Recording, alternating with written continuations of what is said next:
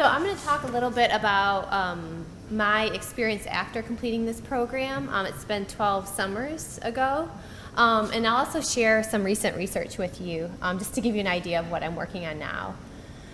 So I actually tried to explain my timeline over lunch, and I realized I took kind of a winding path to where I am today. So after my undergraduate, I graduated in 2004, and I started working in cancer epidemiology as a research assistant. I was collecting data, driving out in the field in the middle of nowhere, Michigan, and collecting water samples to measure for arsenic. And then I think somebody had mentioned listening to a knock on the door. Well, I had a knock on the door, and they needed a project coordinator, and they didn't have money to hire a master's level project coordinator, but I was around. And I was, pretty cheap labor at that point. So I was hired as a project coordinator of that study, and I worked within the School of Public Health at Michigan. And after a couple of years, I decided I wanted to apply for an MPH. And it was there that I met Dr. Solomon and completed my internship like you all did. And then after that, I was looking for a job, and I found one at the American Cancer Society as an epidemiologist there. So I worked for 4 years. And at that time when I started working after my MPH, I didn't think that I would go back to school. I think I was just kind of done with school. But then I realized I was not done with school. And then I went to Emory's PhD program. And I had another knock at the door in the middle of my PhD program from ACS saying, "Oh, we have this open position and we need to fill it." And I said, "Well, I'm in the middle of my coursework. Can you wait until I'm done with my coursework, and maybe I can work something out where I work on my dissertation while I'm working at ACS?" So that's what happened, and that's where I'm at today. I mean, I graduated with my PhD. So some people might wonder why I took such a winding path. And a lot of it was, I don't think I was like floating out in the wind. Everything I did was all cancer epidemiology, but I wasn't sure what I wanted to do. So I didn't have, a set plan in mind. And for me, I preferred stepping stones. So at the time that I was done with my MPH, I just couldn't even fathom applying to a PhD program. That's just kind of where I was. So I needed to work and kind of work through that before I was ready to do a PhD. So first, with each of these stepping stones, I'll talk about my experience, challenges, and then my lessons learned, kind of like how you all have done your presentation. So I completed my summer research project at the Garbea Cancer Center in Egypt, and this is me with some of the other students, as well as some of the physicians at the Garbea Cancer Center. And what my project looked at was the incidence of bladder cancer by the different regions in the Nile Delta, and we found an elevated incidents in a certain region in the Delta region, and we linked that to kind of it was more of a hypothesis generating study, but we thought it might be related to a lot of industries that were located in that specific location. So I experienced a lot of the challenges that you have all have had in your summer internships. And some of the challenges turned into positives. One of the things that I realized that I liked cancer epidemiology in special populations, but data are messy, especially in limited resource settings. And sorry, these are flipped around. My challenges are supposed to be lessons learned.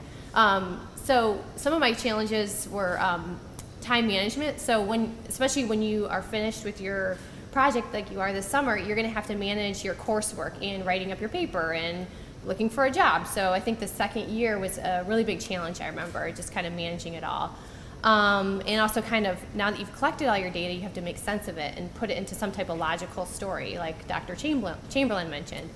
And one of the lessons that I learned was to pay attention to your co-author's comments. I think it's easy to kind of ignore the track changes now that they're all collapsed in the simple markup. So please expand that and just really study your co-author's comments and don't just accept them. You learn from them. I think my first paper that I wrote that I showed a couple slides ago, it was all red. Like my track changes, it was like, I was like, did I even write this at one point? And the amount of red that you see in your papers will be reduced over time. But my strong advice is it's easy to accept the track changes, but please study them as well. So after I finished my MPH, I went to ACS, and I'm going to talk a little bit about ACS, the American Cancer Society, for those of you who don't know. It's a large nonprofit that relies on donations, and some of the things that it does as an organization is that it encourages prevention and early detection through nutrition and physical activity and screening guidelines. It provides support to cancer patients at Hope Lodges located near cancer centers where cancer patients can stay. There's a big call center where people can call an 800 number and ask nurses and trained health professionals questions. They also organize transportation for cancer patients. They improve access to care and promote health equity, and they also fund and conduct research, which is what I'll talk about. So similar to what Dr. Levine mentioned about NCI, is there's an extramural branch, and they're solely involved with awarding grants. And there's also a smaller intramural research program that salary funds about 80 researchers. And there's the Behavioral and Epidemiology Research Group, which is kind of like DCEG for NCI. It's like a smaller DCEG where they run a large cancer prevention cohort study, and they're really looking at etiology of cancer as well as survival. And then the group that I work in is kind of more like the Division of Cancer Population Control Sciences. I'm not sure if I'm saying that right at NCI. Again, it's much smaller than NCI. But my group examines cancer incidence, mortality patterns, early detection and treatment to help guide cancer control efforts. We also have an economic and health policy group, so they look at things like how taxation impacts tobacco use and cessation. And then we also have a statistics and evaluation center that has a lot of biostatisticians. Remember how you're supposed to make friends with biostatisticians? Well, we have a group of forced friends at the Statistics and Evaluation Center that have specialized training in biostats, and then also more and more we're getting more GIS specialists in that group to help us. So I wanted to talk a little bit about what ACS researchers do. So similar to what you might see at an academic center or NCI is that we conduct original research and publish papers. So that's about 70% of my job.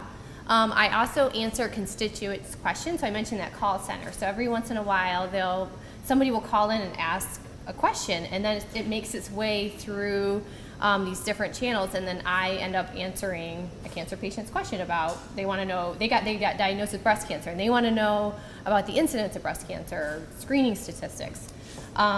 We also produce educational publications, so those are the facts and figures publications that you may have seen in your coursework. And some researchers are involved with primary data collection. I am not one of them. And some of us hold adjunct appointments at university. We mentor students. And we also provide data analysis for ACS programs and policymakers. So for example, right now ACS is updating their cervical cancer guidelines. So I'm getting all sorts of questions about, do we have data on, HPV vaccination among women who've been screened, and all sorts of just one-off questions during their meetings that come up. And some of those questions actually become research studies if I can't answer it quickly. And one big question is, do I write grants? I don't have to write grants, kind of like NCI, but I can. And it's definitely encouraged. And right now I've only been a consultant on grants. I haven't written my own grant yet. So when I was an MPH level researcher at ACS, my main job was to conduct analysis. And I examined disparities in cancer treatment and outcomes, including stage and mortality. And day to day, I managed and cleaned a lot of data. I did a lot of SAS coding, so similar to what you're all doing right now.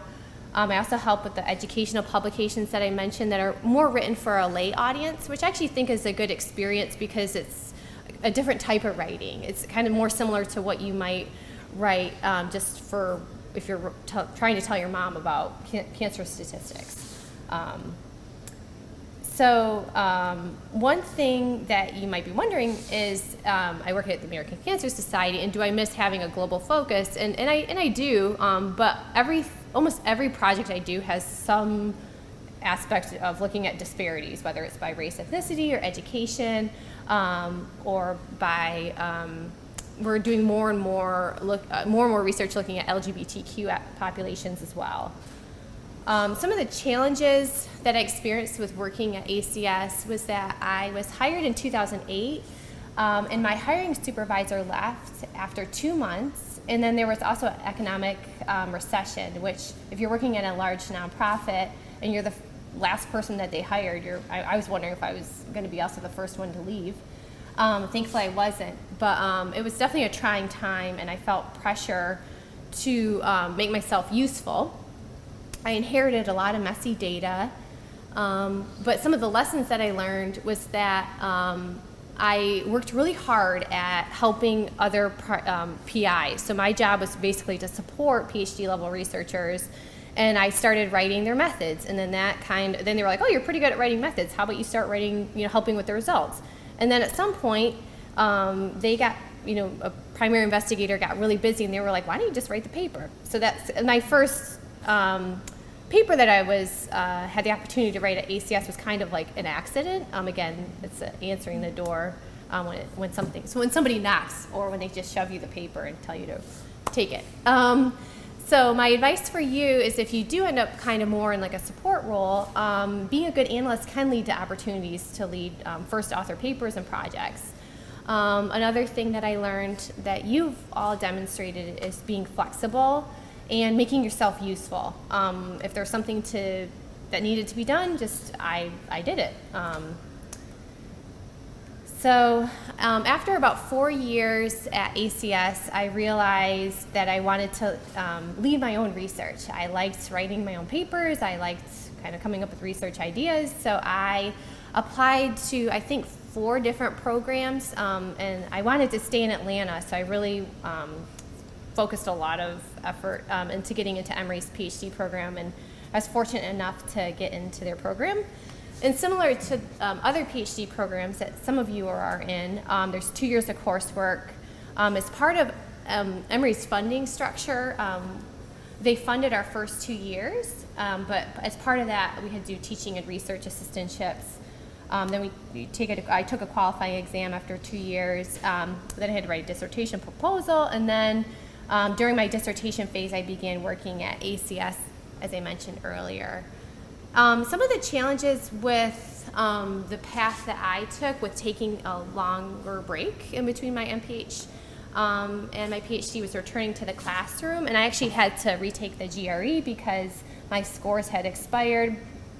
And also returning to the classroom was a bit of a shock because I was taking, I think the first semester I had to take probability theory, and the teacher told us to review calculus, and I hadn't taken calculus in 10 years. So I ended up watching YouTube videos that I think are meant for high school students. It's called Khan Academy.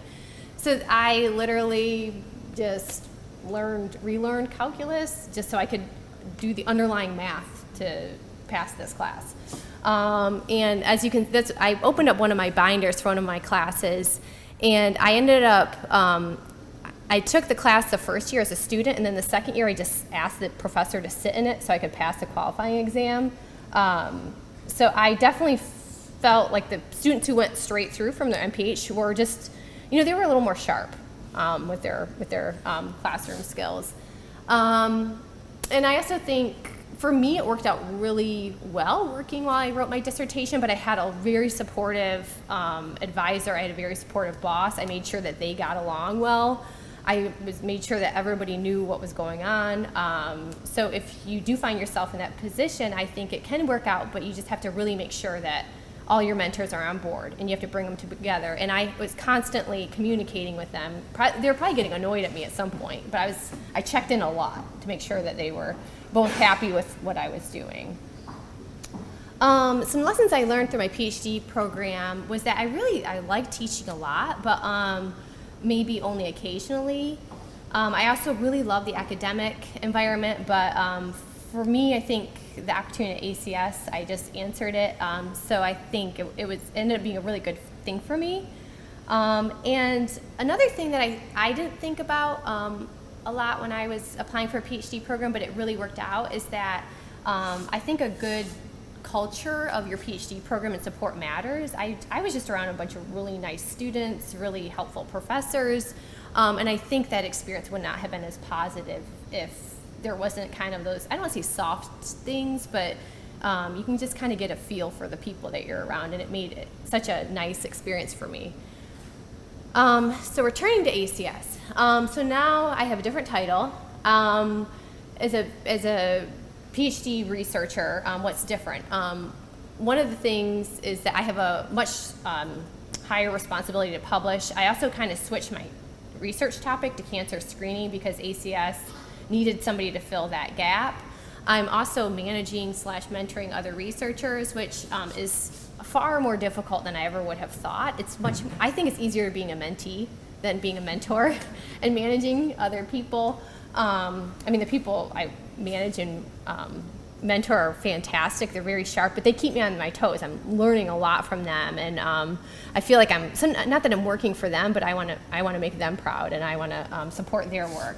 But it's a lot to balance with my own responsibilities and my own research. What's the same? I still run my own data analysis. I still get in the dirt and with my SAS coding. I still troubleshoot data issues. Still clean. I don't think you ever get away from cleaning data. Maybe I will in another few years. I still work on educational publications. I still collaborate with a lot of different parts of ACS and internally and externally.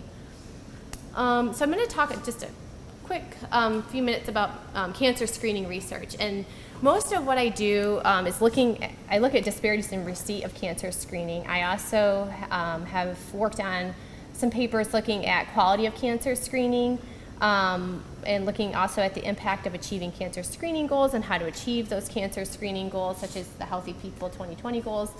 And I'm going to talk a little bit about a study that looks at policies in relation to the uptake of cancer screening. And I look at screening for cervical cancer, breast cancer, colorectal, prostate, and then lung has recently been recommended, and ACS is kind of gearing up to look at research questions related to lung, so I'm slowly learning more about lung cancer screening.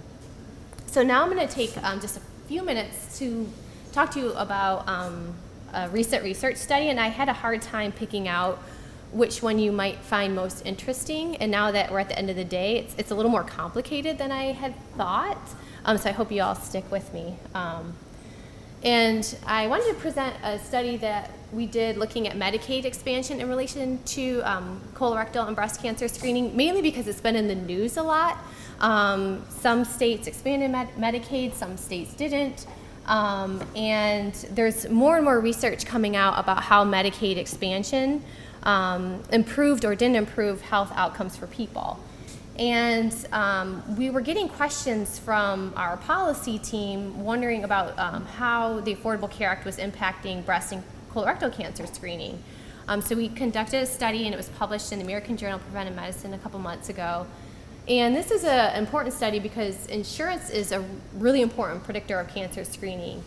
And the uninsured are more likely to be diagnosed at late stage. And the uninsured rate is particularly high among Hispanics, recent immigrants, as well as people with lower incomes. And there were, I don't know how much you guys keep up with the news, but the Affordable Care Act was passed in 2010, and certain states decided to expand Medicaid eligibility right off the bat. So California, Washington, Minnesota, DC were very early adopters. And then 21 states expanded Medicaid in 2014, and then 5 states expanded sometime between 2015 and 2016, and 19 states hadn't expanded by January 1st, 2017. But since then, some states have voted to expand Medicaid, or some people call it Obamacare. So we looked at Medicaid expansions in relation to colorectal cancer and breast cancer screening. And for colorectal cancer screening, we looked at up-to-date screening or recent colorectal cancer screening. The reason why we looked at recent colorectal cancer screening we looked at both recent and up-to-date is because for colorectal cancer screening, you can get a colonoscopy, and then you're up to date for 10 years. So we kind of used timing of Medicaid expansion to look at outcomes. So we looked at recent and up to date for colorectal, and breast cancer screening. We just looked at mammography in the past 2 years among low-income adults 40 to 64 years old, and that's because Medicare covers most people 65 years and older, so not that we don't care about those people, but Medicaid expansion is not really impacting those 65 years and older. So one of the challenges of trying to answer this research question is, one of my experiences at ACS, we always get really good questions from our policy team, or we kind of come up with questions, and the challenging part is how do we answer them? Ideally, we'd like to look at somebody who lived in a state that expanded Medicaid, and then in a counterfactual universe, what would happen if they didn't live in a state that expanded Medicaid. But you can't really we don't have data on this counterfactual universe. So we use survey data from the Behavioral Risk Factor Surveillance System, which is conducted by the CDC. It's free to download and publicly available. So we use publicly available data to look, and they conduct the survey every other year looking at cancer screening. So we looked at survey year in relation to when different states expanded Medicaid. And we were particularly interested in the timing of Medicaid expansion because, we expected that once a state expands Medicaid and people get insurance, we don't think they're going to run out and get a colonoscopy as soon as they get insurance. They're probably going to get all their other immediate health care needs taken care of, and then they'll establish a primary care physician, then they'll get the referral to get a colonoscopy or mammography. So we looked at the timing. And as I mentioned, one of the challenges of answering this question was the analysis part. And I won't bore you too much with this type of analysis, but it's common when you look at a policy. It's called difference in differences. And what you look at is the difference between, the red line is the intervention group, so those are the states that expanded Medicaid. So you kind of expect a natural increase in colorectal and breast cancer screening, and it's hard to tell what's due to the intervention and what's not due to the intervention. So you compare it to a control group, the increase in the control group, and that's the difference in differences concept. And the control group is the states that did not expand Medicaid. So here are the results for low-income adults, 50 to 64 years of age, and then for women, or for breast cancer, it's among women. And in the blue line is the colorectal cancer screening for states that expanded very early, and then the red line is the early expansion states, and then the black line is late expansion states, and then the gray line is not expanding. And what pops out in that middle graph, the colorectal cancer screening in the past 2 years graph, is that blue line. So colorectal cancer screening really increased in those really very early expansion states, where it didn't increase quite as much in the other states that either expanded Medicaid later or didn't expand. And then for breast cancer screening, there were increases, but it wasn't quite as striking. And we thought that was because breast cancer has historically been better supported by programs such as the National Breast and Cervical Early Detection Program. So breast cancer just has a longer history of programs supporting screening for low-income women, whereas colorectal, not so much. So what our main finding was that there was an 8% increase in colorectal cancer screening among states that expanded Medicaid very early, compared to about 3% in those not expanding. And that was a significant difference of 5.2%. So we attributed about a 5% increase to Medicaid expansion. And some of the feedback that we've gotten from our policy group is that they really like absolute numbers.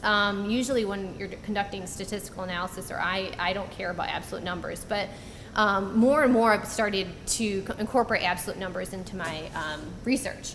So we tried to translate that 5% into the actual number of people screened. So the 5% improvement in the very early expansion states translated to an additional 236,000 low-income adults receiving recent colorectal cancer screening in 2016. And if the non-expansion states had experienced a similar increase, an additional 350,000 people would have been screened for colorectal cancer screening. So this really helps our policy team make an argument that, well, by not expanding Medicaid, people aren't getting screened, and therefore they are more likely to die from colorectal cancer. And another question is, did Medicaid expansions narrow disparities? And I'm not going to go through this complicated graph, and you can just trust me that it did, for both colorectal and breast cancer screening.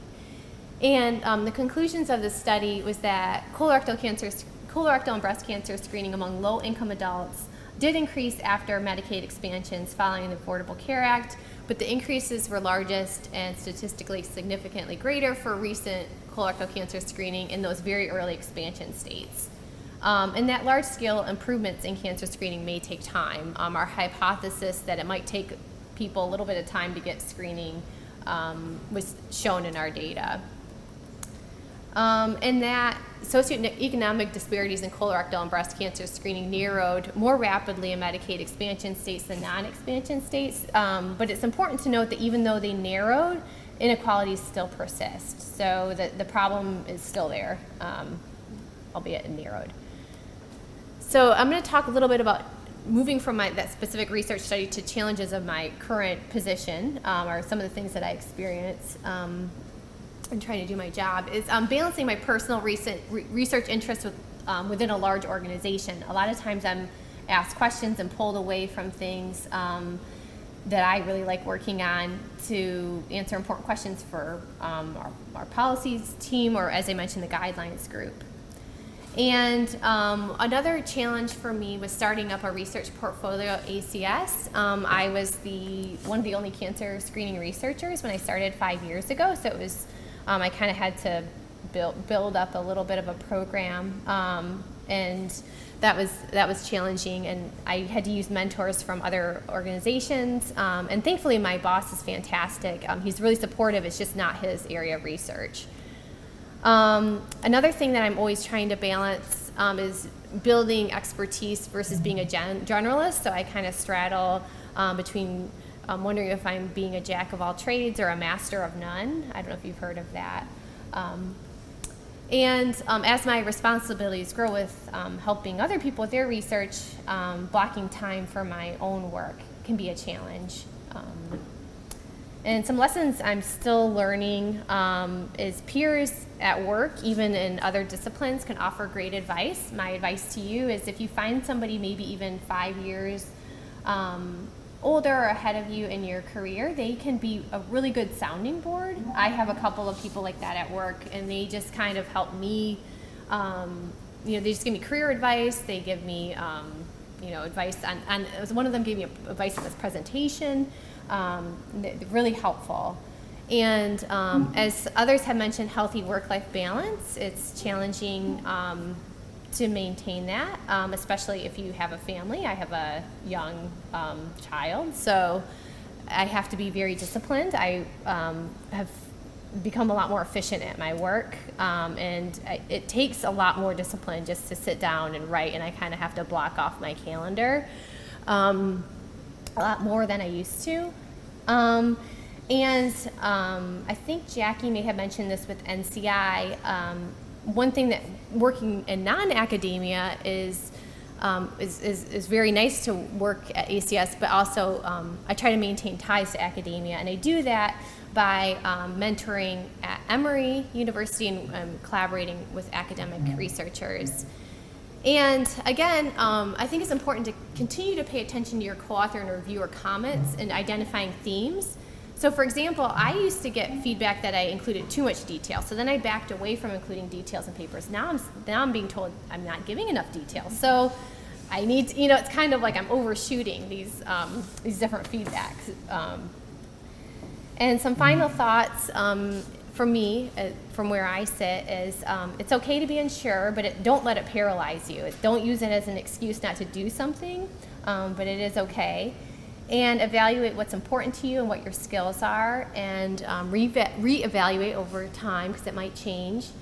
And you might be able to incorporate things that you enjoy in a job, but it might take time. So for example, if you are hired in more of a support role, it might take time for you to kind of get back to organizing and taking charge of your own research.